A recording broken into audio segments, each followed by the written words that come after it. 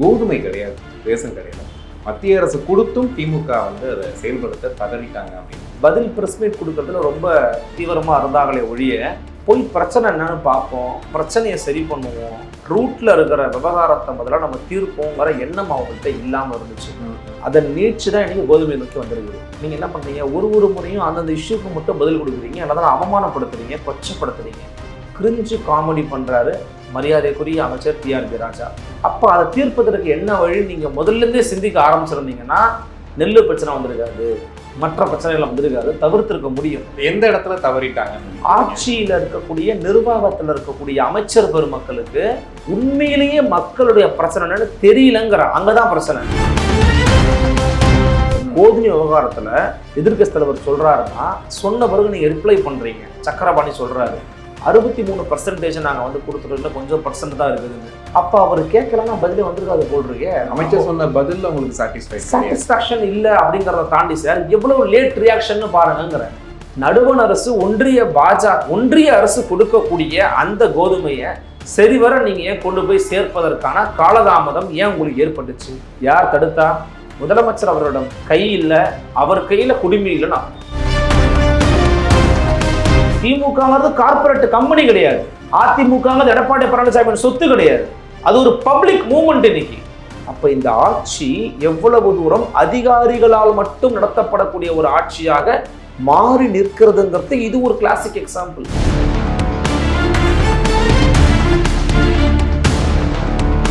உலகெங்கும் வாழும் தமிழ் நெஞ்சங்களுக்கு கிறிஸ்டியின் அன்பு வணக்கம். நம்மோடு ஊடகவியலாளர் அருள்மொழிவர்மன் இணைஞ்சிருக்காரு. வணக்கம் பிரதர். வணக்கம் கிறிஸ்டி.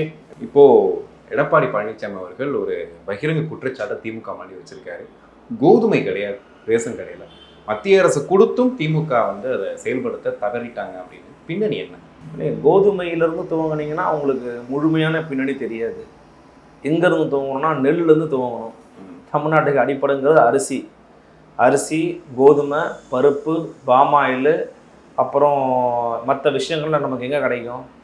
ரேஷன் கடையில் கிடைக்கும். இப்போது அண்மையில் அவர் தஞ்சாவூர் போயிருந்தார்.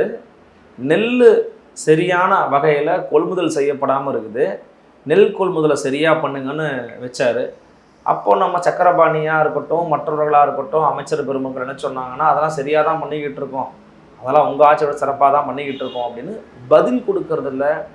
பதில் ப்ரெஸ் மீட் கொடுக்கறதுல ரொம்ப தீவிரமாக இருந்தாங்களே ஒழிய போய் பிரச்சனை என்னன்னு பார்ப்போம், பிரச்சனையை சரி பண்ணுவோம், ரூட்ல இருக்கிற விவகாரத்தை முதல்ல நம்ம தீர்ப்போங்கிற எண்ணம் அவங்கள்ட்ட இல்லாமல் இருந்துச்சு. அதை நீட்சி தான் இன்னைக்கு கோதுமை நோக்கி வந்திருக்குது. ஏங்க இப்போ நெல் கொள்முதல் பண்ணாட்டினா அது எங்கே இஷ்யூவை உருவாக்கும்னா நுகர்பொருள் வாணிப கழகத்தில் தான் பிரச்சனையை உருவாக்கும். அப்போது அதை தாண்டி வேறு ஏதாவது பிரச்சனை இருக்காப்பான்னு நான் அமைச்சராக இருந்தால் நான் யோசிப்பேன். என்னப்பா அப்போசிஷன் பார்ட்டிஸ் வந்து நெல்லில் பிரச்சனை இருக்குங்கிறாங்க, அப்போ வேறு எதாவது பிரச்சனை இருக்குதா? கோதுமையில் பிரச்சனை இருக்கா? பருப்பில் பிரச்சனை இருக்கா? பாமாயில் பிரச்சனை இருக்கா? சரி பண்ணுங்கப்பா. அது மக்களுக்கு சேர வேண்டிய அடிப்படை தேவையான பொருட்கள் ரேஷன்லேருந்து போகுது. மக்கள் கஷ்டப்படக்கூடாது, அவதிப்படக்கூடாது. நம்ம எலெக்ஷன் வந்தால் மட்டும் துட்டு கொடுக்கறதுக்காக யூஸ் பண்ணக்கூடாதுப்பா, இதுக்கும் யூஸ் பண்ணணும்னு நீங்கள் நினைக்கணும். அப்போ நினச்சா தான் நீ தலைவன். நீங்கள் என்ன பண்ணுறீங்க, ஒரு முறையும் அந்தந்த இஷ்யூக்கு மட்டும் பதில் கொடுக்குறீங்க, அதனால் அவமானப்படுத்துறீங்க, கொச்சப்படுத்துறீங்க. தொழில்துறை பிரச்சனையா என்னங்க ஒரு வெள்ளை அறிக்கை கொடுங்கன்னு கேட்டால் வெள்ளை எடுத்து காமிச்சு இதான் வெள்ளை அறிக்கைன்னு சொல்லி கிரிஞ்சு காமெடி பண்ணுறாரு மரியாதைக்குரிய அமைச்சர் டிஆர்பி ராஜா. இதே மாதிரி தான் எல்லாரும் பண்ணிக்கிட்டு இருக்காங்க. இப்போ பிரச்சனை என்ன ஆகுதுன்னா, நீங்கள் அப்பப்போ இதுக்கான சொல்யூஷனை வந்து அந்தந்த குறிப்பிட்ட செக்டாருக்குன்னு பார்க்காம டோட்டலாக அது விளைவுகள் எங்கே ஏற்படும். இப்போ விவசாயத்துறை நெகட்டிவ் குரோத்தில் இந்த ஆட்சியில் போய்கிட்டு இருக்கு. அப்போ அதை தீர்ப்பதற்கு என்ன வழி நீங்கள் முதல்லேருந்தே சிந்திக்க ஆரம்பிச்சிருந்தீங்கன்னா நெல் பிரச்சனை வந்திருக்காது, மற்ற பிரச்சனைகள் வந்திருக்காது, தவிர்த்திருக்க முடியும். எந்த இடத்துல தவறிட்டாங்கன்னு? ஆட்சியில் இருக்கக்கூடிய நிர்வாகத்தில் இருக்கக்கூடிய அமைச்சர் பெருமக்களுக்கு உண்மையிலேயே மக்களுடைய பிரச்சனைன்னு தெரியலங்கிற அங்கதான் பிரச்சனை. அவங்க தான் கூட்டங்கள் போடுறாங்க, குறை தீர்க்கும் கூட்டம்னு சொல்றாங்க, ஒவ்வொரு தொகுதிகளுக்கும் நாங்கள் போறேன்றாங்க, நம்ம முதல்வர்ன்ற ஒரு இருக்கு. இவ்வளோ விஷயங்கள்ல தெரியாமையா இருந்திருக்கும் இந்த விஷயம். அவங்க இதெல்லாம் போடுறது எதுக்காக நினைக்கிறீங்க கிறிஸ்டி?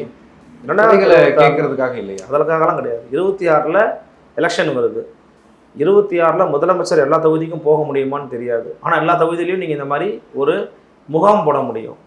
உங்களுடன் ஸ்டாலின், வளம் காக்கும் ஸ்டாலின், அன்பு சோலை இன்றைக்கி ஒன்று ஆரம்பிக்கிறார். அந்த அன்பு சோலை யாருன்னு எடுத்து பார்த்தா பல பத்திரிகையாளர்கள் போட்டுக்கிட்டு இருக்காங்க.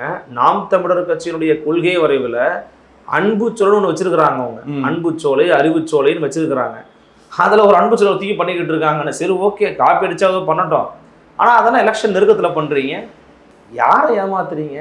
4 வருஷமாக சும்மா வந்து பண்ணுவீங்களா நீங்கள்? இப்போ பிரச்சனை என்னன்னா, இந்த அரசாங்கத்துக்கு காலம் நம்ம நெருக்கத்தில் வந்துட்டோம் எலெக்ஷனுக்கு. அப்போ நமக்கு இன்னைக்கு தேர்தலுக்கு வாக்கு அறுவடை செய்வதற்கு என்ன தேவையோ அதை மட்டும் பண்ணுறாங்க.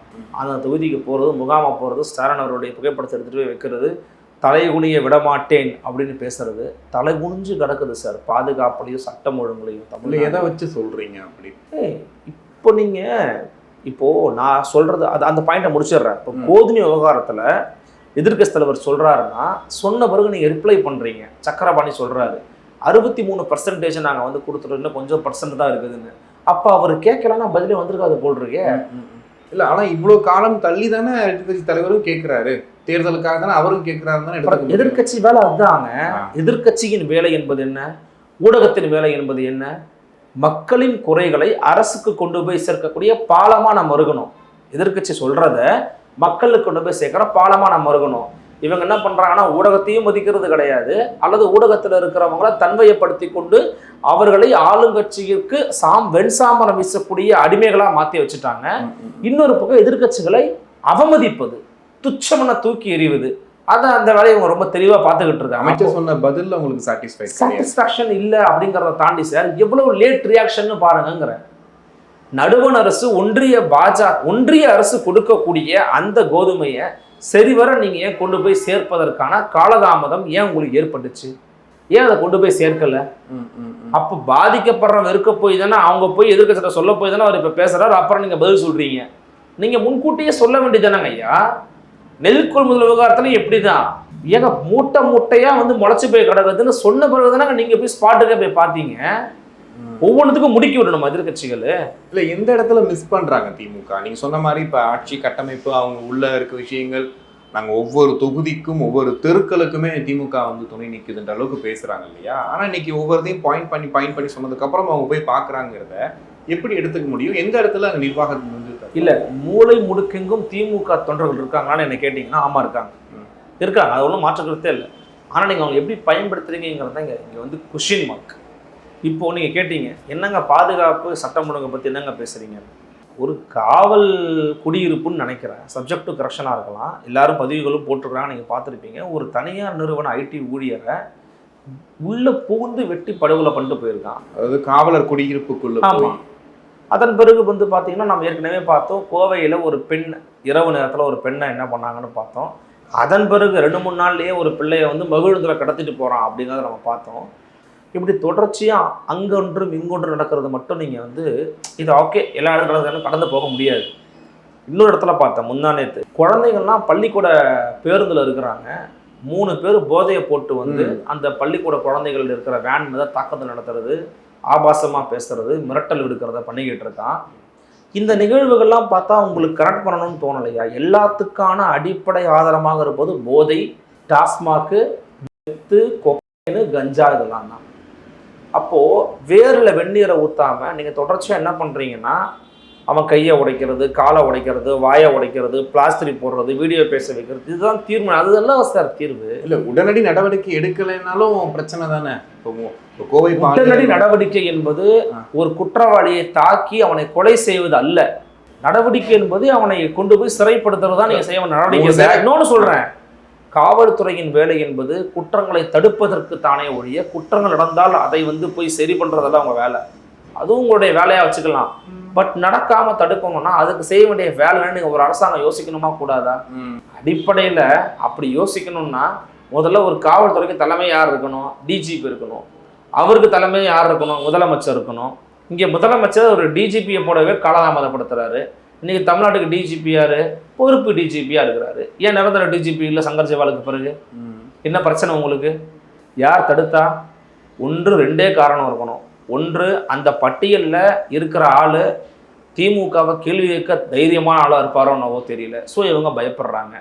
அல்லது முதலமைச்சர் அவரிடம் கை இல்லை, அவர் கையில் குடிமை இல்லைன்னு அர்த்தம். இல்லை, இது ரொம்ப காலமாக உங்கள் இன்டர்வியூலே 4-5 வாட்டி நீங்கள் மென்ஷன் பண்ணியிருக்கீங்க. அவர்கிட்ட இல்லை, அவர் பொம்மை முதல்வர்னு சொல்லிட்டு தொடர்ந்து எதிர்கட்சிகள்ல இருந்து குரல் வந்துகிட்டே இருக்கு. யாருக்கிட்ட அந்த பொறுப்புகள் இருக்கு? அமைச்சர்கள் தனித்தனியாக பிரிச்சுக்கிறாங்களா? மண்டல வரையா பிரிச்சுக்கிறாங்களா? அமைச்சர்கள் பிரிச்சுக்கிட்டாங்கன்னா கூட கிறிஸ்டி பிரச்சனையே கிடையாது. ஏன்னா they are the people representatives. Chief செக்ரட்டரியோ அமுதா அவர்களோ மற்ற காவல்துறை அதிகாரிகளோ they are not the people representative. மக்கள் பிரதிநிதிகள் அவங்க கிடையாது. நமக்காக நியமிக்கப்பட்டவங்க. அவ்வளோதான். நீங்கள் எங்களுக்கு வேலை பார்க்கறதுக்காக நியமிக்கப்பட்ட என் ஆட்சியாளரின் கீழ் வேலை செய்யக்கூடிய ஒரு அதிகாரி, அவ்வளோதானே உங்கள் வேலை. ஆனால் நான் உங்களுக்கு அதிகாரிகள் கையில் இவங்க எவ்வளோ தூரம் லெத்தாச்சிக்காக கொடுக்குறாங்களுக்கு ஒரு கிளாசிக் எக்ஸாம்பிள் சொல்கிறேன். இப்போ அண்மையில் இந்த தாவேக்காவோட கூட்டத்தில் நடந்த கோர சம்பவத்துக்கு பிறகு இதனால் பல பிரச்சனை.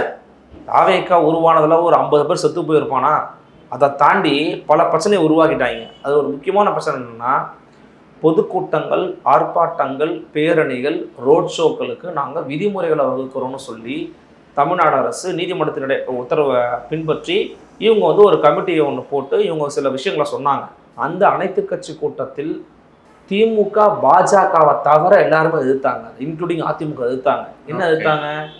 நீ என்ன சொல்கிற, டெபாசிட் பணம் கட்டணுங்கிற. டெபாசிட் பணம் எவ்வளோ கட்டணும்? 5000 பேர் வந்தால் இவ்வளோ 1000, இவ்வளோ பேர் வந்தால் 1 லட்சம், அது 20 லட்சம் வரைக்கும் போகுது. எதுக்கு? நீங்கள் இவ்வளவு மக்களை கூட்டுவீங்கன்னா நீங்கள் டெபாசிட் 20 லட்ச ரூபா கொடுத்துட்டு கூட்டத்தை கூட்டுங்கிறான். இல்லை, அதான் அந்த பணம் எதுக்காக அப்படிங்கிறது. நாளைக்கு சேதாரமாகி போச்சு, நீ பொது இடத்த உடைச்சுட்ட, இல்லை இவ்வளோ பேரை கூட்டுவ, நீ என்ன வேணா பண்ணுவ. சேதாரம் ஆகக்கூடாதுனால காவல்துறையிட்ட நம்ம போய் நம்ம இதே கேட்குறோம், அனுமதி கேட்குறவங்க. அனுமதி கேட்டால் அவங்க அனுமதி கொடுக்கணும், பாதுகாப்பு கொடுக்கணுங்க. இதுதாங்க ஜனநாயகம் நடக்கக்கூடிய விஷயம். சட்டம் கொடுத்துருக்குங்க எனக்கு உரிமை, ஃப்ரீ டு அசம்பிள். எனக்கு ஒன்றாக கூடும் உரிமை அரசாங்கம் கொடுத்தது, பேச்சு உரிமை அரசாங்கம் கொடுத்தது. இதில் நான் உங்களை சொன்ன பாருங்க, அதிகாரிகள் மாட்டிருக்கு வரேன், பணம் கொடுக்கணும்ல. இதெல்லாம் தாண்டி லோக்கலில் இருக்கக்கூடிய ஏசியோ அல்லது முக்கியமான ஒரு காவல் அதிகாரியோ அந்த விதிகளில் திருத்தங்களை மேற்கொள்ளவோ விதிகளை மாற்றவோ அதிகாரம் படுத்தவர் அவர் தான், கடைசி அதிகாரம். இப்போ அவர் என்ன பண்ணுவார்? இப்போ நீங்கள் தான் லோக்கல் ஏசி கிறிஸ்டி இருக்கிறீங்க, அருள் நான் வரேன், உங்களுக்கு என் கட்சியை பிடிக்கவே பிடிக்காது சார், கூட்டம் போடணும் சாருங்கிறேன். கூட்டம்லாம் போடலாம், இந்த விதியை நீங்கள் ஃபாலோ பண்ணி அவனை எக்ஸ்ட்ரா நான் எழுதுறேன்னு என்னால் முடியவே முடியாத ஒரு விதி நீங்கள் எழுதி கொடுப்பீங்க. நான் கூட்டம் போட முடியுமா? கண்டிப்பாக முடியும். கண்டிப்பாக எழுதி கொடுக்கனால முடியும். நான் கூட்டம் போட முடியாது சார். நான் ஏன் சார் அதிகாரிகிட்ட போய் நான் நிற்கணும்? ஒரு அரசியல் கட்சியினுடைய பிரதிநிதி, ஒரு அரசியல் கட்சினால இட்ஸ் அ பப்ளிக் டொமைன். திமுகங்கிறது கார்பரேட் கம்பெனி கிடையாது, அதிமுகங்கிறது எடப்பாடி பழனிசாமி சொத்து கிடையாது, அது ஒரு பப்ளிக் மூவ்மெண்ட் இன்னைக்கு. அப்போ அதுல இருந்து ஒரு பிரதிநிதி ஒருத்தன் வரான் அப்படின்னா அவனை நீங்க இப்படிதான் டீல் பண்ணுவீங்களா? அப்ப இந்த ஆட்சி எவ்வளவு தூரம் அதிகாரிகளால் மட்டும் நடத்தப்படக்கூடிய ஒரு ஆட்சியாக மாறி நிற்கிறதுங்கிறது இது ஒரு கிளாசிக் எக்ஸாம்பிள். அந்த அதிகாரிகள் கட்சி தலைவரை மதிக்க மாட்டேங்கிறாங்க. ஏங்க இது அந்த அனைத்து கட்சி கூட்டத்துல தவாக தலைவர் திரு வேலுமுருகன் அண்ணன் அவர்கள் கொந்தளிச்சு பேசியிருக்காங்க. ஏன் நடிகனை தான் மதிப்பீங்களா? வாரிசு தான் மதிப்பீங்களா? நான் பட்ட கஷ்டம் என்ன, நான் சிந்தனை வேர்வை என்ன, நான் விட்ட ரத்தம் என்ன, அதெல்லாம் உங்களுக்கு தெரியாது, என்னெல்லாம் மதிக்க மாட்டேங்கன்னு கேட்குறாரு அவர். ஒரு தலைவர் போய் உட்காந்தா 10 அடிக்கு தள்ளி தாங்க உட்காடுறாரு ஒரு போலீஸ் ஆஃபீஸரு. ஏன் பக்கத்தை உட்காந்து பேச மாட்டீங்களா, அவ்வளோ பெரிய ஆளானீங்கன்னு கேட்குறாரு. நியாயமான கேள்விங்க. ஒரு பீப்புள் ரெப்ரஸன்டேட்டிவ்ங்க அவரு. இப்போ அவங்கெல்லாம் தன்னிச்சையே செயல்படுறாங்கன்றீங்களா? அந்த அளவுக்கு இவங்க ஃப்ரீயாக விட்டுருக்காங்க. அரசாங்கம் அந்த அளவுக்கு ஃப்ரீயாக விட்டுருக்கு. இன்னொன்று நான் கேட்குறேன், முடிவெடுக்கிற அதிகாரம் உங்கள்கிட்ட தானே இருக்குது. நீங்கள் சொல்கிறதானே சார் அவங்க கேட்கணும். அவங்க சொல்கிறத எப்படி சார் நீங்கள் கேட்க முடியும்? தலைவரை பொறுப்பிடிச்சு போயலாம், பொறுப்பிடிச்சு போடுங்க, டீச்சர் அப்புறம் போட்டுக்கலாம், அவங்க சொல்லி ஒரு போடாத மாதிரி இருக்குது நமக்கு. இப்போ ரீசனாக சொல்லுங்கள். எதிர்கட்சி கேட்குறாங்க, மற்றவங்க கேட்குறாங்க. உங்கள் சிஸ்டம்குள்ளே பிரச்சனை வரும் சார். உங்களுக்கு புரியுதா நான் சொல்கிறது? கண்டிப்பாக பொறுத்து பார்ப்போம். எடுத்துக்கோங்க. நன்றி.